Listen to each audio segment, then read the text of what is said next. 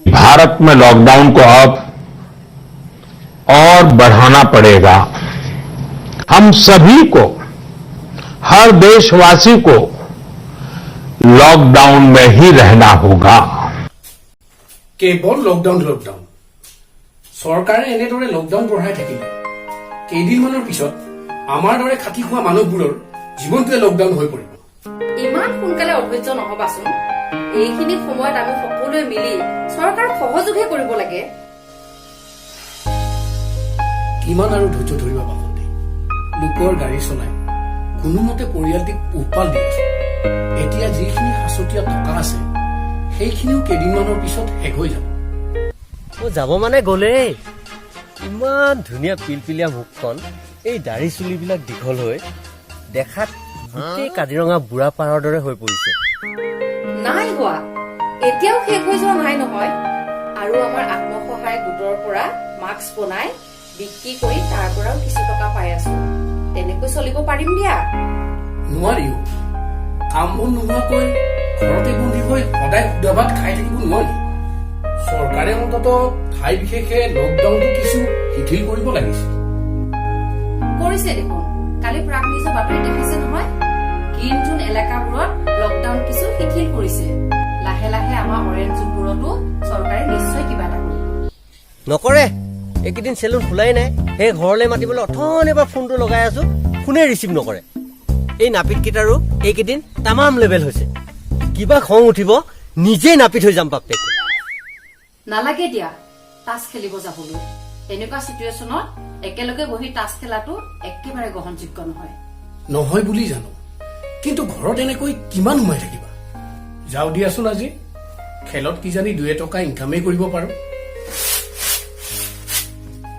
ইনকামৰ কথা বাদ দিয়া, যোৱাত যাবই। পকেটত থকা কেইটাও ঘূৰি আহিবনে নাই তাৰ কোনো গেৰাণ্টি নাই। এইটো সময়ত জীৱনটোৰে গেৰাণ্টি নোহোৱা হৈছে, আৰু যোৱা খেলত কোনোবাই গেৰাণ্টি দিব পাৰেনে? নোৱাৰে, একেবাৰে নোৱাৰে। এই নাৰী আৰু বাজি দুয়োটা একে। বাজিৰো যেনেদৰে গেৰাণ্টি নাই, একেদৰে সেই নাৰীৰো গেৰাণ্টি নাই। আছে, অন্তত মোৰ কথা গেৰাণ্টি আছে। যোৱা খেলৰ পৰা যে তোমাৰ টকা ঘূৰি নাহে। হ'ব দিয়া বাসন্তী, যোৱাৰ সময়ত কিয়নো কৰা অশান্তি? তুমি চিন্তাই নকৰিবা, মই হাউতকে যাম আৰু হাউতকে আহিম। নাহে, তাই বোলে আৰু মোৰ জীৱনলৈ উভতি নাহে। ধুৰ চালা, এনেকুৱা গাৰ্লফ্ৰেণ্ড থাকেনে? নুবুজে, একদম নুবুজে। এনেকুৱা লকডাউনৰ অৱস্থাত কোনে কাক লগ কৰে? নকৰো, কেৱল আজিহে কৰিছো। মোৰ বহুত টেনচন বাসন্তী। কিয়, কি হল? যোৱাত জমা টকা গোটেই কেইটা গ'ল। সেই টেনচনত তাৰে এজনৰ পৰা 20 টকা ধাৰি লৈ গেলাকে খাই দিলো। তোমাক দেখোন মই তেতিয়াই যাবলৈ মানা কৰিছিলো। এতিয়া গ'ল নে জমা টকা খিনিও? হ'ব দিয়া বাসন্তী, কিমাননো বকবকাই থাকা? অলপতো শান্তিত হ'ব দিয়া। অশান্তি হোৱা কাম কৰি অহাৰ পিছত এতিয়া শান্তি বিচাৰিলে নহব নহয়। হ'ব, ভালকৈ বুজালে তাই নিশ্চয় মনটো ভাল হৈ যাব। অ'কে, ভিডিঅ' কল এটাকে কৰোঁ। নাই, নকৰোঁ। দাঢ়ি চুলিবিলাক ভালুকৰ দৰে দীঘল হৈ গ'ল। এইটো চেহেৰালৈ তাইক মই ভিডিঅ' কল নকৰোঁ, ডাইৰেক্ট নৰ্মেল ফোন কৰিম কাইলৈ। কাইলৈ ঘৰত খাবলৈ একো নাই। কেনেকৈ বজাৰ কৰি আনিবা, মই আৰু মাথা নামাৰো।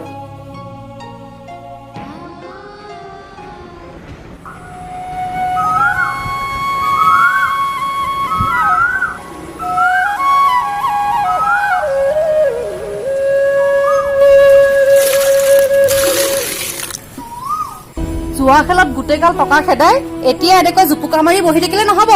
ঘৰত খাবলৈ একো নাই, ক'ৰ পৰা কেনেকৈ বজাৰ কৰি আনাগৈ।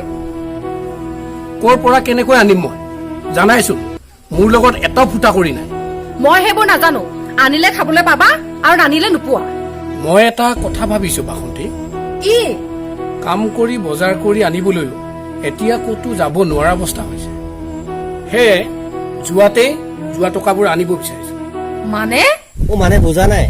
সিদিনাখন বজাৰলৈ যাওঁতে পুলিচে তামাম দৌৰালে নহয়। দৌৰোতে পকেটৰ পৰা মোবাইলটো পৰি ডিছপ্লেখন ভাঙি থাকিলে। এতিয়া যদি ফোনত কিচ খাওঁতে উঠটো কাটা যায়, কেছটো নগেন হ'ব নহয়। মেডিকেলটো যাবই নোৱাৰি। কৰোণা বাহিৰে এতিয়া বেলেগ বেমাৰৰ ডিমাণ্ডেই নোহোৱা হৈছে। হৈছে এতিয়া তোমাৰ সম্পূৰ্ণ মনটো জোৱাৰী হৈ পৰিছে নহলেনো মই মাস্ক বিক্ৰী কৰি পোৱা টকাখিনিকো তুমি জুৱা খেলিবলৈ বিচৰা নে মোৰ উপায় নাই বাসন্তী এতিয়া আৰু যি টি কথা কৈ সময় নষ্ট নকৰিবা দিয়া সোনকালে টকাখিনি মই যাওঁ মই আহি গলো ডিউটি কৰি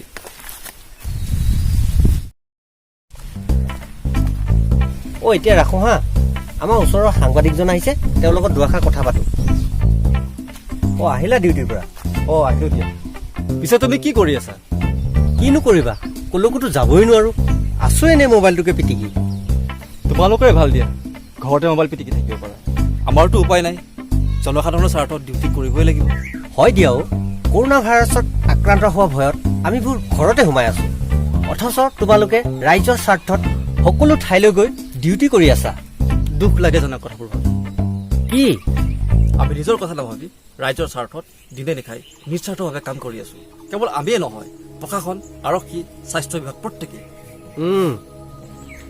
কিন্তু বাৰে বাৰে সমাজৰ কিছুমান অসচেতন ব্যক্তিয়ে সাংবাদিক আৰক্ষী আৰু স্বাস্থ্যকৰ্মীক সন্দেহৰ চকুৰে চাই আক্ৰমণৰ লক্ষ্য কৰি লয় অথচ এবাৰলৈ ভাবি নাচায় আমাৰ আত্মবলিদানৰ কথা মই ভাবো এইবাৰ সকলোৱে বুজিব আত্মবলিদানৰ কথা বুজা হলেতো কথাই নাছিল বাৰু যাওঁ দিয়া ময়ো ৰেষ্ট কৰোঁ বহু দেৰি ইমান দেৰি হ'ল মানুহজন ৰাতিপুৱাই ওলাই গৈছে এতিয়াও আহি পোৱা নাই দেখোন পাম আৰু অলপ দূৰ গ'লেই ঘৰ পাই যাম মানুহে কয় বেছি নিচা খালে ভোক নালাগে মোৰচোন তামাম ভোক লাগিছে বে ঘৰত গৈ ডাইৰেক্ট ভাত খাব পাব লাগিব আৰু যদি নাপাওঁ মাইকী চাইকী চিনি নাপাওঁ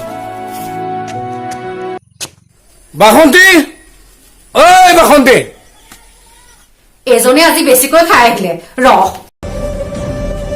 মোৰ তামান ভোক লাগিছে ভাত দিয়া কৰ পৰা ভাত দিম মই ৰাতিপুৱাই দেখোন জোৰ কৰি মোৰ তাত থকা টকাখিনি লৈ গৈছিলা যোৱাত জিকি বজাৰ কৰি আনিম বুলি যোৱাত গোটেই গীতা টকা গ'ল আৰু মই বজাৰ কৰি আনিম হা মই সেইবোৰ নাজানো বছ মই ভাত খাব পাব লাগিব মোৰ মূৰটোকে খোৱাবিছো বাই কাম বন একো নাই কেৱল যোৱা আৰু যোৱা যোৱাৰ খেলত পাগল হৈ গৈছা তুমি মই পাগল হৈ গৈছো পাগল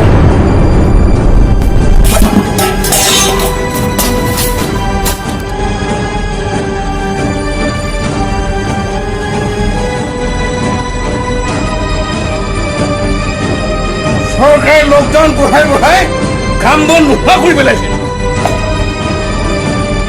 না মই চুৰ কৰিব পাৰো না মই ডকাইত কৰিব পাৰো না মই 2 নম্বৰী কৰি লাখে লাখে টকা ইনকাম কৰিব পাৰো নোৱাৰো মই এইসব একো কৰিব নোৱাৰো কাৰণ আজিলৈ কাৰোৰে টকাও মাৰি নোখোৱা মই মানিক ড্ৰাইভাৰ হয় ড্ৰাইভাৰ হে জুৱা নিখিলি কৰিম কি হা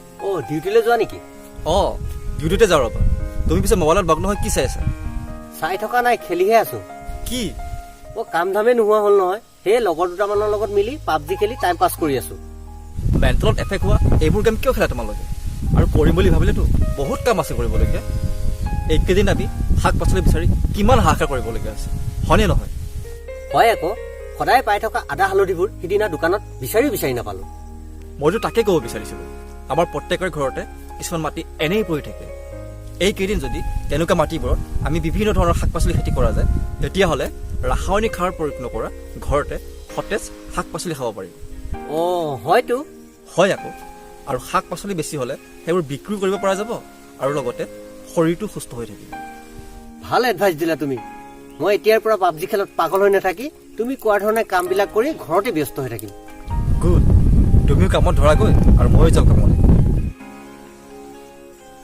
শুনাচোন তোমাক কথা এটা ক'বলৈ পাহৰি গৈছিলো নহয় কি কোৱাচোন যোৱাকালি আমাৰ ওচৰৰ মানিক ড্ৰাইভাৰৰ ঘৰত তামাম কাজিয়া নহয়